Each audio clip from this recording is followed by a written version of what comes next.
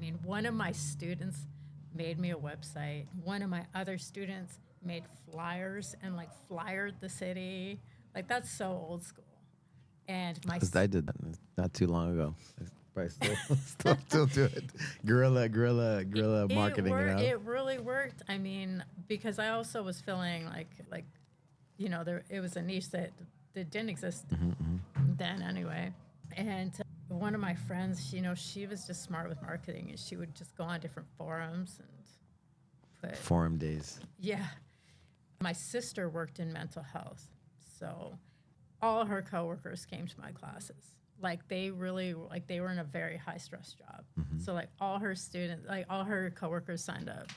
So I started my program and I was just sure it was going to work. And in 6 months I was making money, and it was great. It was an awesome time. And then simultaneously I was pursuing the film industry because that's really what I wanted to do. I got into coaching to make money. That's why I got into coaching. I did enjoy it. I did enjoy it more than I thought I would, and I loved my students, and they were all my friends, and we had a great time. And some of them competed even and did great. But really, I had always wanted to be in the film industry, so I pursued that at the same time. Nice. And then how did you go from Vancouver what was the next step, moving away from the gym and all that, and getting more into the film stunt work and things like that? I stayed in Vancouver for 2 years, and it was great. It was I got out of my depression, and I really started pursuing what I'd wanted to pursue like my whole life. And I got in my very first job in stunts. So one of my students, again, like my students were like my resource.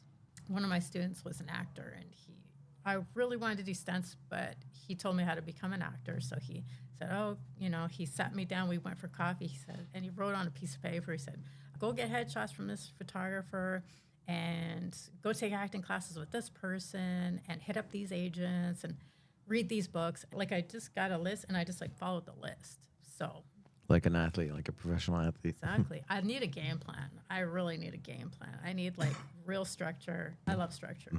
I need structure. So I did everything he said. I got an agent. I was auditioning. Then I met another student who did stunts, not full time, but he was he knew more about the business. He gave me the production list of all the shows that we're shooting in Vancouver. He said, just send your picture to all these people and make up a resume. So I went online. I copied somebody's resume. My sizes took up half the page, and my special skills took up half the page, and my contact info. That's all I had on my resume. I had never done a job before.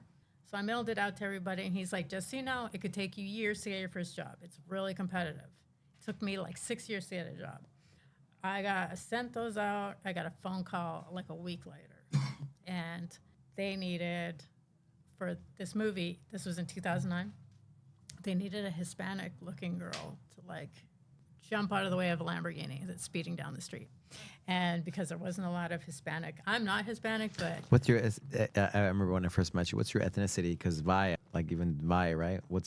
Could you say your ethnicity? So I just did my DNA test recently. I mean, my dad's from Greece. My dad is an immigrant from Greece. I know on my dad's side I was Greek, and then my mom is Scandinavian, Ukrainian, Russian.